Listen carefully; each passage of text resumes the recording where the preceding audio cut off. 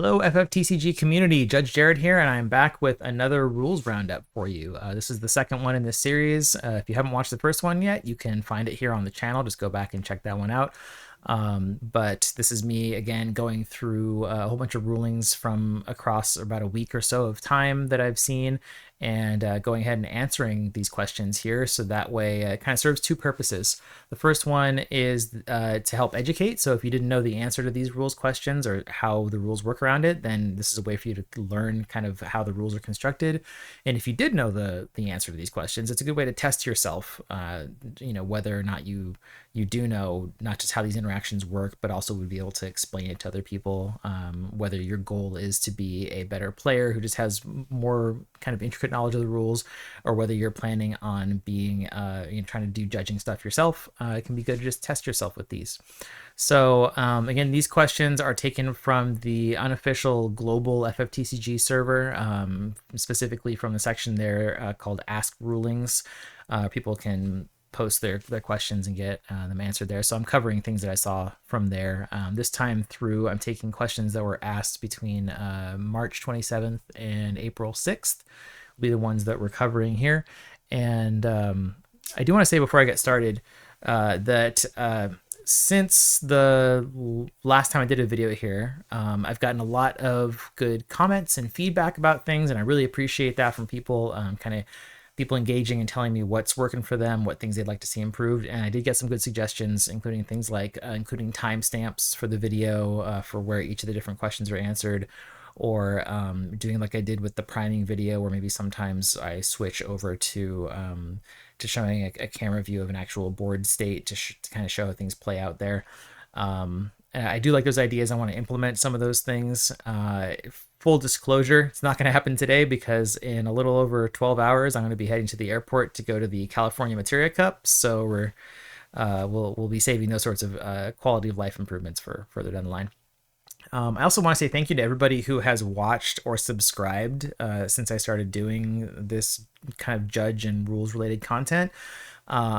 It's awesome to see that I think in the last 3 weeks since I first put up a video, I've gone from 12 subscribers to 49 at the time that I'm recording this here. And so that's awesome. For everybody who's subscribed or liked or commented, just thank you very much. I hope you're enjoying the content, and yeah, it's great to be getting that sort of feedback and kindness from the community. So thank you. Anyway, let's get into things. So I've got a dozen questions to go over here today. So let's start it off. First one we've got is here. Can Cúchulainn the Impure be used to cancel ETB effects? This is one of the most seen cards in the game, so you probably know how it works, but just in case. Cúchulainn says to choose a forward, it loses all of its abilities till the end of the turn and then draw a card. So we're talking about the fact that it makes a character lose its abilities. So the question here is, can it be used to cancel effects that come from a forward entering the field? The short answer to that is no, it will not stop any of those abilities. The longer answer, getting into the why of it, is because when a character enters the field, if it has one of those abilities that is an auto ability that triggers from an entering, as soon as it enters the field, that auto ability has triggered already. And even though it's not on the stack yet, it's triggered. And at that point, no matter what else happens, it is going to be put on the stack. Which is to say nothing of the fact that by the time you can cast Cúchulainn, that ability has already been put on the stack because somebody already got priority, and it's already on the stack. And so once an ability is on the stack, it's independent of the source that it came from. So you can Cúchulainn the forward that came in and remove its abilities, which will stop any other auto abilities from triggering after the Cúchulainn is resolved, or stop them from using action abilities and things if after the point at which it resolves. But it's not going to stop an auto ability that's already on the stack. It's not going to retroactively make that not happen. So yeah, don't try to use this to stop any entry abilities. It's not going to work there for you. All right, next question. This is for the new Kuja from Opus 25. It says, I assume that this means Kuja and one forward you control, not any forward. The question here is about the cost of Kuja's ability, which says to pay a lightning, dull Kuja, and then put Kuja and one forward into the break zone in order to choose a forward and break it. Now, as a general rule in FFTCG, you cannot use the opponent's resources or cards to pay costs of your own stuff. So that includes casting, and that includes paying for action abilities and special abilities or any effects that ask you to pay something. So in the same way that you can't dull your opponent's or backups to generate CP for you, or you can't make them take a damage for an ability that says that you can take a damage or anything like that, you can't use the opponent's stuff that you don't control. You can't use to pay costs. And in the case of an action ability or special ability, everything that's before the colon is part of the cost. So in the case of Kuja here, that entire first line, you can see the end of the first line has the colon. The entire first line there is the cost. So even though it just says put Kuja and one forward in the break zone, we know that because this is a cost, you can only put it forward in the break zone that you control. Now, this kind of to dance to the side of that a second, if you had taken control of an opponent's forward, then yeah, you can use that to pay for it. But that's because you control the card, even though you don't own it, right? But you can't. This would be a very, very broken card if you got to break an opponent's forward to pay the cost to then break another forward. So yeah, to answer the question again, you can't use any forward. You got to use only ones that you control. All right, next up, we have a question about a couple of instances here. The question is, does the upon entry ability happen first and then we resolve the clash of names, or is it the other way around? What they're asking here is that the first Vincent you see here, the 7 CP one, has warp, and so presumably in this question, Vincent has been warped. And then while Vincent is warped, since he's removed from the game, he's not on the field, they already have this backup Vincent on the field.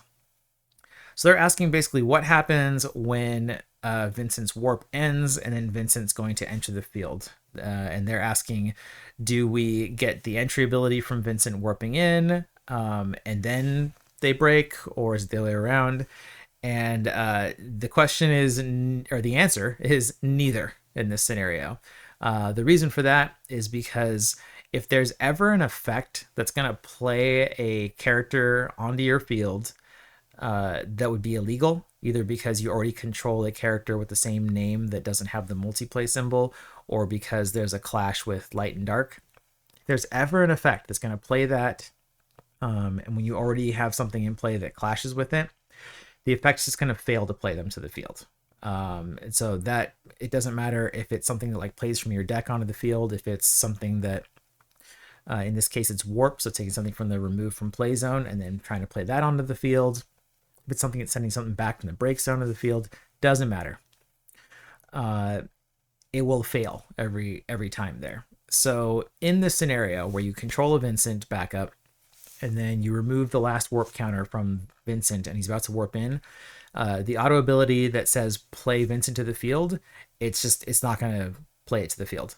It'll fail to play him, and then at that point he's just RFG for the rest of the game because he has no more warp counters, and that's not going to trigger anymore. Now this is one of those cases where the rules with this game are so similar to Magic the Gathering that people, if they come from that game or they have history with that game, they'll tend to look at the rules there and be like, oh yeah, it's just a 1-for-1 for the most part. I can just assume if I know how the rules work in Magic, I probably know how they work here.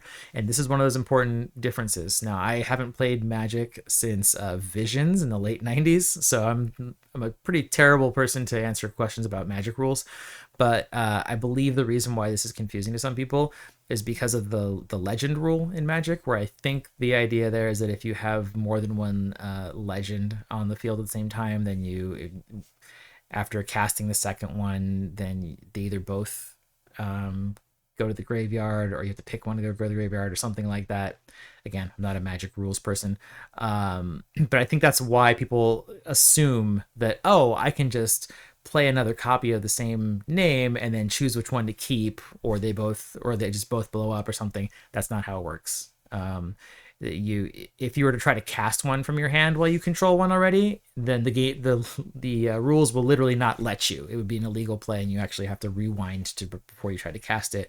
But in the case of an effect that tries to play it, the effect will resolve, but it'll just fail to actually play the card there. So yeah, for the person who asked this, sorry. Bummer for you, but you don't get to even bring in the Vincent at all. So you'd have to break the backup Vincent before the other one warped in, which you could do with that Vincent's ability, assuming you're at damage 3 already. All right, next up, we have a question about Aranea. 2 questions, actually. It says, upon entering the field, if you have 5 damage, do you get to break a 3 cost or less and a 5 cost or less? Second question here is, alternatively, if Aranea is revealed upon taking damage, do you get both effects as well if you have 5 damage? Let's just kind of tackle these in order here. So Aranea, of course, she has 2 abilities here, 2 auto abilities. The first one says when she enters, choose a forward of cost 3 or less opponent controls and break it. And then at damage 5, she has the same exact ability again, except that now it's a forward of cost 5 or less. So the first question here is whether you get to do both. And the answer is yes. These are 2 separate auto abilities. This is not a replacement effect where the other one is just making the first effect more potent in terms of what it can choose. These are 2 separate auto abilities. So if you're at damage 5 and Aranea gets played to your field, then you're going to have both those auto abilities trigger and be put on the stack, and they're going to resolve separately and all that. So yes, you do get to choose a 3 CP or less and a 5 CP or less forward your opponent controls and break both of those. Now the other question is about her X Burst, and whether the X Burst covers the 3 CP forward and 5 CP forward auto abilities, or if it's just the first one. The answer here is that it's just the first one. Her X Burst, doesn't matter how much damage you're at, it's only going to ever be that choose something that costs 3 or less and break it. The reason for that is that X Bursts on characters are only attached to the ability that it's attached to there. So if the character has multiple abilities, the X Burst is only going to cover the one that it's labeled with. This is different than summons, where summons, the X Burst is always the entire text of the card, with the minor exception of when there's summons that have text that affects the cost to cast them and stuff. That is always listed above the X Burst part, so that's not relevant, but you're also not casting it in the case of an X Burst, so you kind of ignore that. But beyond that, on a summon, it's always the entire effect. In the case of a character, it's just going to be the one ability. So Aranea is only going to get that first one. All right, next question. Fiona. It says, if Fiona is targeted by a summon, then her ability triggers. If she is then retargeted again with another summon, does her ability trigger again? I like this card. I've actually considered using it in a deck before, because I have a fondness for forwards that can't be chosen by things. Tends to really kind of frustrate the opponent a bit there if they don't have something that doesn't target to hit them with. And so Fiona's kind of a fun one because she can be targeted, but as you can see from her ability here, separate from, okay, when she enters, she draws a card. But the other part says, when Fiona is chosen by your opponent's summons or abilities, you may put Fiona on top of its owner's deck. So this is kind of cute because with the draw that you get from playing her, she's effectively a 2 CP 8K forward.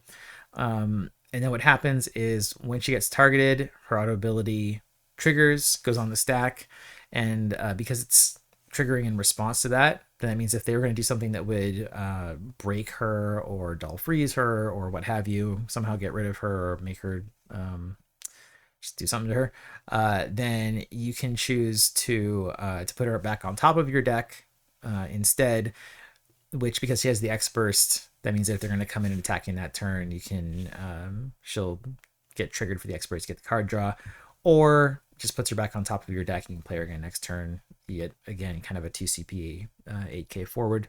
So it's cute. Not super game breaking, but anyway, that's how her ability works. So the question here is, let's say that she was targeted with something that was going to break her. Let's say, I don't know, pick a Bahamut of your choice that was going to break her. So they cast Bahamut.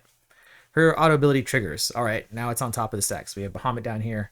We have the auto ability on the stack that can put her on top of the deck. They're asking if something, before those resolve, if something else then happens that would target her again, does her ability trigger again? So let's say there's a second Bahamut, right? So we have Bahamut, her auto ability. Now we're going to add a new Bahamut onto the stack to break her again. Does her auto ability trigger again? The answer is yes. The reason why is because if you look at her ability closely, you'll see it doesn't have a restriction. It doesn't say it's only on your turn. It doesn't say it's only once per turn. Like a lot of these abilities will have something on there that limits it in some way. It's a balance thing, and they'll say it only triggers once per turn. Hers does not. So for as many times as she gets targeted, there's another auto ability. So if you tried to bomb at her and then it triggers, and you're like, well, I'm going to bomb at you again, and then it triggers again. So you can't really ever get around her ability in that sense. If you target her with something, they're always going to have the chance to put on top of the deck, assuming that the thing you targeted her with was not an X burst, since an X burst would get resolved before her auto ability. But in standard play, anything outside of an X burst, then yeah, she's going to keep on triggering every single time you target her. All right, next question. If I play a card with 2 modes on entry, say Sid 11, I have to declare which ability I use when the ETB ability goes on the stack, or do I choose when the ETB ability itself resolves? This is a card people probably have not seen in a long time, if ever. I know how much people love their Final Fantasy 11 screenshots. Now, as somebody who played 11 for years, there's nostalgia for me, but I know a lot of people are poo-poo on it. But I mean, come on, look at this guy's face. Look how happy he is. He's just so happy to be here. How can you not like that face? Anyway, the question here is that he's got an effect that is it's got multiple actions you're choosing from. When he enters the field, it says select one of the 2 following actions. So the question here the person is asking is, do I have to select which action I'm doing when the auto ability is being added to the stack, or am I selecting the ability, or the action rather, when it resolves? The answer to this is that you're going to select when you're putting it on the stack. So at the same time that you're putting it there and any other things you have to choose related to it, yeah, you're selecting actions. This is something that people get hung up on sometimes because of the word select. There's a lot of conversation that comes up about the difference between the word choose and the word select and what that means in the rules. And when it comes to targeting, there absolutely is an important distinction there, which is that choose has a lot of very specific rules based around that word and how things resolve using the word choose. I mean, choose is a magic word in FFTCG, and things that get chosen always get chosen when they're being put on the stack. When select, when it has to do with something that gets targeted, that happens when it resolves. So people sometimes will shorthand and they'll say, oh, choose happens on putting on the stack, and select happens when it resolves. But I'm always hesitant to say that as universal, because the word select doesn't have a special definition the same way that choose does. And this is where people get caught up on it sometimes, is that for selecting actions, we're using the same word here, selecting actions happens when it goes on the stack. So you don't want to get too caught up in thinking, oh, anytime select is happening, it's happening when it resolves, because that's not the case. It's only for targeting that select happens when it resolves. When it comes to selecting actions, it's when it goes on the stack. So yeah, that should answer the question here, is that when you play something like Sid that selects from multiple actions, when the auto ability is being put on the stack is when you're going to be selecting. Or in the case of a summon with multiple actions that you choose from, it's when you're casting the summon. You're going to select the actions as you're putting it on the stack. All right, we have little chibi garland here, and the question is, if I gain control of an opponent's forward with this garland, am I able to attack with it even if it doesn't have haste? To answer this, I'm going to go into a universal rule with FFTCG, which is, the universal rule is if you want to attack with something or use an ability with the dull icon on a forward or a backup, then in order to do so, it either needs to have haste, or you need to have controlled it since the beginning of your most recent turn. I'm going to say that again. It needs to have haste, or you need to have controlled it continuously since the beginning of your most recent turn. So with that in mind, the question here is, if I take a forward with Garland, because his ability says when he enters the field, choose a forward opponent controls, you gain control of it until the end of the turn. So after you gain control of it, can I attack with it? Well, does it have haste? According to the question, no, because the question is saying if they don't have haste. Then the other part of the question is, have I controlled this forward continuously since the beginning of my most recent turn? The answer to that, also no. We just took control of it this turn, so we haven't controlled it continuously since the beginning of our most recent turn. So the answer here is no, you can't attack with it if it doesn't have haste. This is another one where, in my opinion, it comes down to people getting kind of bogged down with if they have any rules knowledge of Magic the Gathering, because obviously there's the very well-known term summoning sickness, and I don't like that term in general, because summoning sickness, the implication is, oh, we have this character. It just entered the field. It just got here. It's still a little bit woozy. It can't do anything yet, and that's why we can't attack. That's why it can't use dull icon abilities. And so people then mentally tie the idea of summoning sickness to the card itself. However, the restriction about attacking or using dull icons is not on the forward itself, or backup if it was a backup with the dull icon ability. The restriction is on the player. Right, and so it has nothing to do with the forward being sick, as it were. It's just the player is not allowed to initiate an attack, or the player is not allowed to activate the ability of their forward or backup.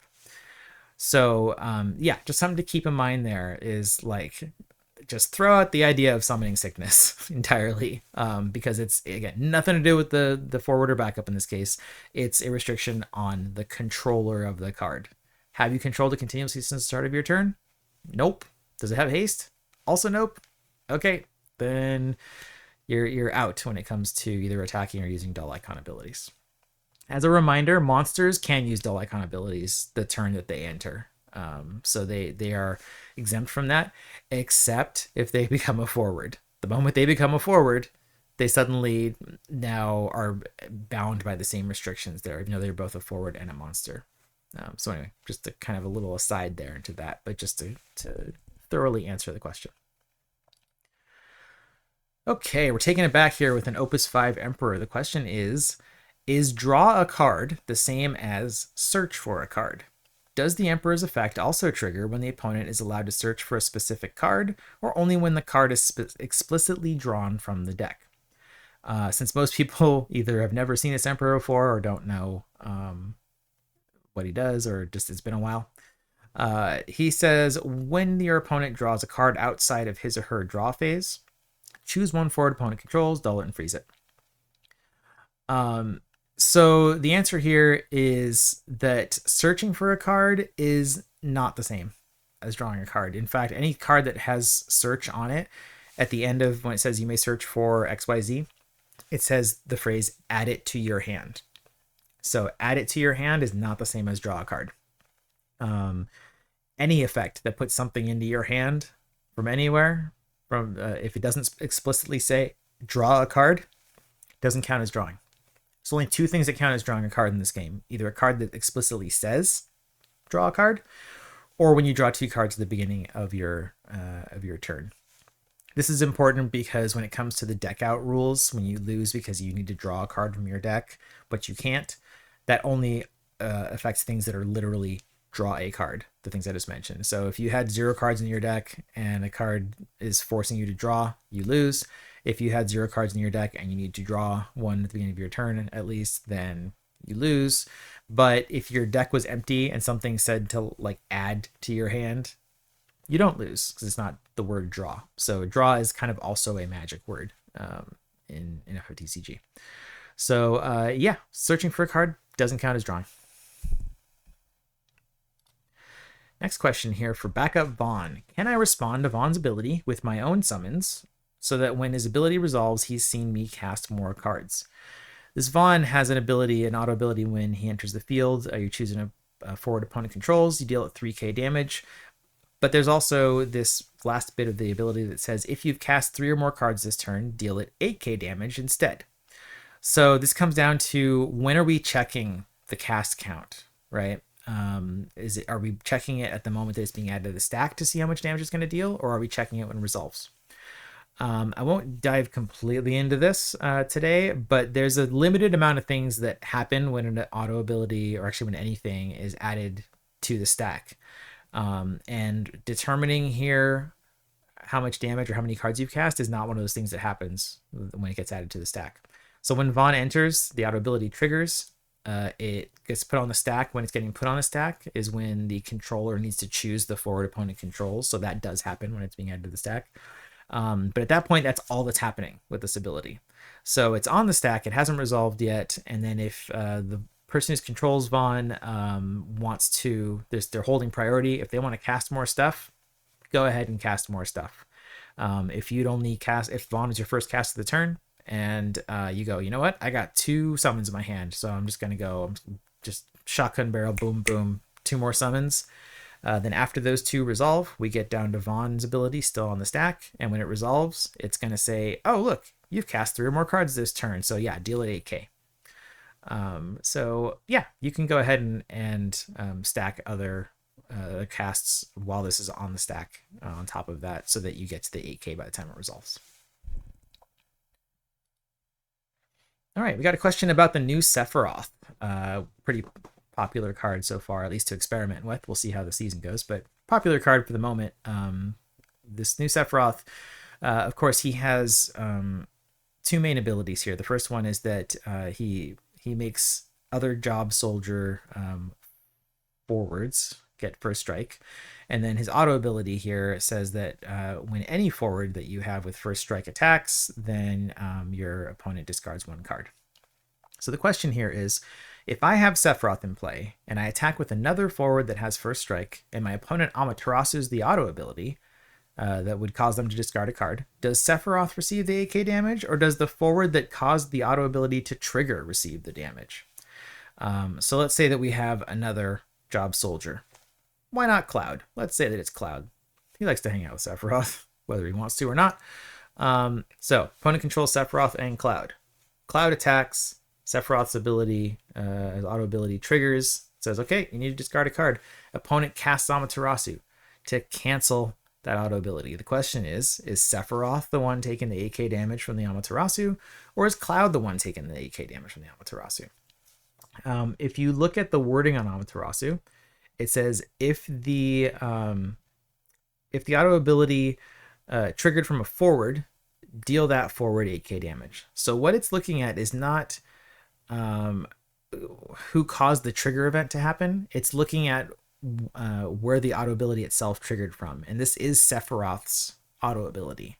Even though it's Cloud attacking that's doing it, it is Sephiroth's auto ability. That's the one that triggered. So Amaterasu, when it's tracing back to when it's looking at what the source was of the auto ability, that's Sephiroth. So in the case that Amaterasu gets used to cancel the auto ability, Sephiroth is absolutely the one getting hit with the 8k. Doesn't matter who attacked. Doesn't have to be Sephiroth being the one who attacked. It could be any of the first strike forwards your opponent has that attacked.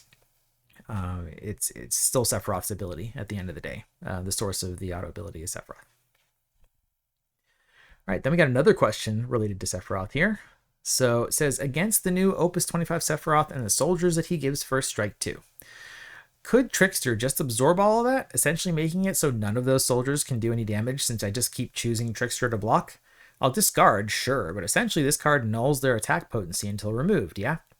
This is another card that's taken it back. That a lot of people probably have never seen this before, and if you have before, you're like, whoo, it's been a while.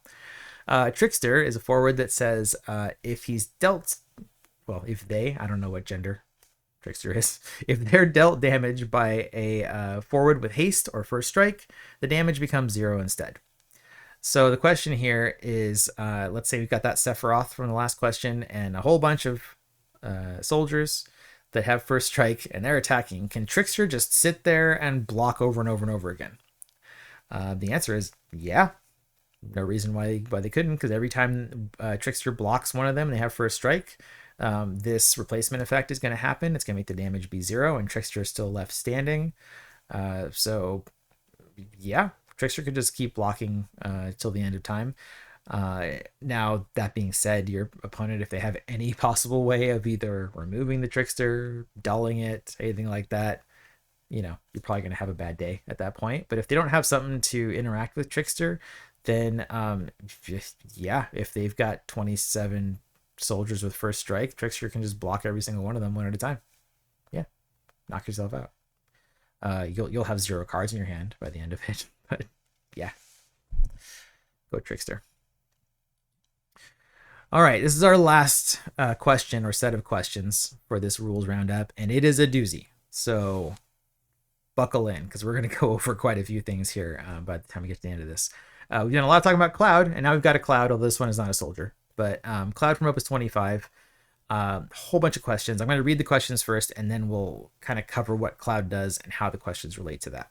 So questions are, it says, example, I choose Cloud's third ability and choose 2 targets from my opponent's break zone. Ability goes on the stack, but my opponent removes cards from their break zone. What happens if 1 card is removed, but 1 target still remains? Do I draw? And then 2 cards are removed, so no targets remain. Do I draw? The safe bet is just to choose 0 targets, so it always resolves. But I don't see any text that says if you do so, draw 1 card. So do we draw anyway, even if targets are removed after choosing? That's a lot of questions, and if you don't know what Cloud does, you're probably lost on all that. So let's take a closer look at what Cloud does here. So Cloud has one of these modal abilities like we were talking about with Sid 11 earlier. His auto ability when he enters says that when he enters, you select, important word, select up to 2 of the 4 following actions. And then as we know from earlier, you're going to select those actions and then put the whole auto ability on the stack. So his possible actions that you're selecting up to 2 out of is to either choose a forward and deal 8k, choose a monster and break it. The important one here for all these questions is this third one. It says choose up to 2 cards in your opponent's break zone, remove them from the game, and then it says draw 1 card. That's all one action there. And the fourth one is play 1 category 7 character of cost 4 or less from your hand onto the field. Now, before I get deep into the questions here that were asked, what I'm going to do is talk quickly about this third ability. Or the third action. So the third action here says choose up to 2 cards in your opponent's break zone, remove them from the game, draw 1 card. Now, because Cloud says select up to 2 of the 4 following actions, it's possible to select only one of these, which there's any number of reasons why we might only select one. So let's just quickly go over the scenario of what happens when we select just that third action. Cloud enters, we select choose up to 2 cards in your opponent's break zone, remove them from the game, draw 1 card. So we're going to choose those up to 2 cards. You can choose 0, 1, or 2 when you're putting this on the stack. If you choose 2, then it's pretty straightforward. You're choosing 2, you put it on the stack, and then you resolve that the way you normally would. Same thing with choosing 1. If you choose 0 cards and you've selected no other actions, you choose 0 cards when you put this on the stack, that's a valid choice. But what's going to happen is because you chose 0 targets, it's going to just immediately remove itself. And so you're actually not going to get the draw from it because you've got 0 targets here. That's just kind of the way it works with something like that, is when if you either have 0 valid targets, or if it's a choose up to and you choose 0, then nope, it's just gone. It's not on the stack. So just as a point of knowledge here, with Cloud, if you selected none of the other actions, only the third one, you put it on, you go to put it on the stack, and then you choose 0 cards from your opponent's break zone, it's just going to get removed. You're not going to have an opportunity to draw that card. So just to get that out of the way, you can do that, but you're not going to get the card draw that you're looking for. Now, as a reminder here, if you don't know already, any ability that uses the word choose, we talked about how choose is a magic word. There's a lot of important rules around that.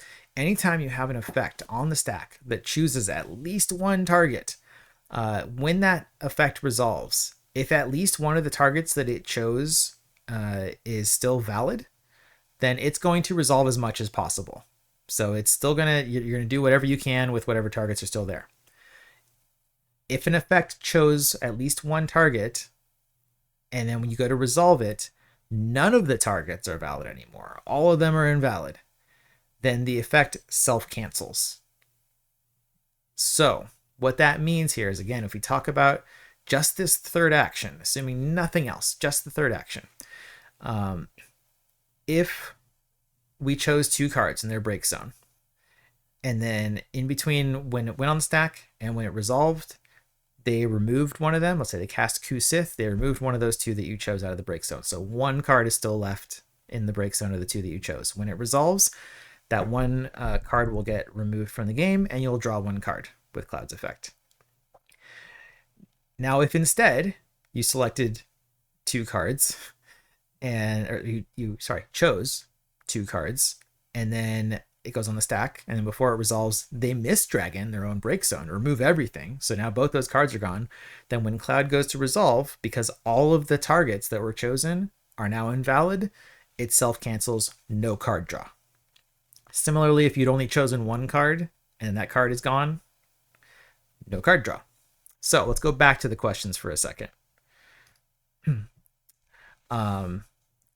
So the first question was, what happens if 1 card is removed, but 1 target still remains? Do I draw? We just went over that. Yes, if 1 target remains, you're going to resolve it as much as possible. You still get the draw. If 2 cards are removed, so no targets remain, do I draw? Then no, because all targets are invalid, so the effect self-cancels. So then there's the thing about the safe bet being to choose 0 targets, so it always resolves. But as I just went over, if you actually chose 0 targets and there was nothing else that you selected of those actions, then you're not going to get the card draw anyway. There is no safe bet in that situation. Now, there's something that's not on this question that I have to cover because it's weird, and so we're going to talk about it. I feel like I want to be thorough here when it comes to talking about this Cloud. So Cloud has 2 other abilities here that choose as well, right? So we have the choose 1 forward, deal it 8k. We have choose 1 monster, break it, right? So let's say that when we're selecting our up to 2 actions, we chose 1 forward, deal it 8k. And then we chose the 2 cards in the break zone to remove from the game, draw 1 card. So now the question is, we've chosen a forward and we've chosen 2 cards in break zone. When we go to resolve this, the 2 cards in break zone, let's say they got removed. We still have the forward that was chosen. What happens now? The answer is, because there's one thing that the entire effect chose that's still valid, it's going to resolve as much as possible.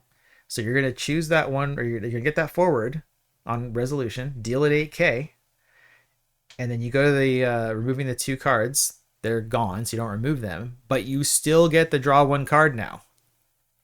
Probably not the most intuitive thing there, right? Which is why I wanted to cover it. It's probably not intuitive, but when you select multiple actions in an effect like this, they all get mashed together. They're all one thing. So because the entire effect was choosing 3 things, the forward and the 2 cards in the break zone, in this scenario, because not everything that we chose went away, just the 2 cards in the break zone, now we do still get the draw 1 card. Probably a little bit mind-blowing, maybe. Now, in this scenario, if the 2 cards got removed from the break zone and the forward somehow is invalid when you go to resolve it, then yeah, you don't get the card draw in that scenario. And yeah, so that's how that works. It's a little bit bonkers. But it is absolutely how it works. It's been asked on Twitter. That's how they answered it on Twitter. Is that yeah, you have something else that you've chosen. It's still there, so you're still going to get the card draw. Similarly, let's say we do the same thing. We choose the 1 forwards, deal 8k, and then we select the 3rd option. But in this case, we choose 0 cards in the break zone.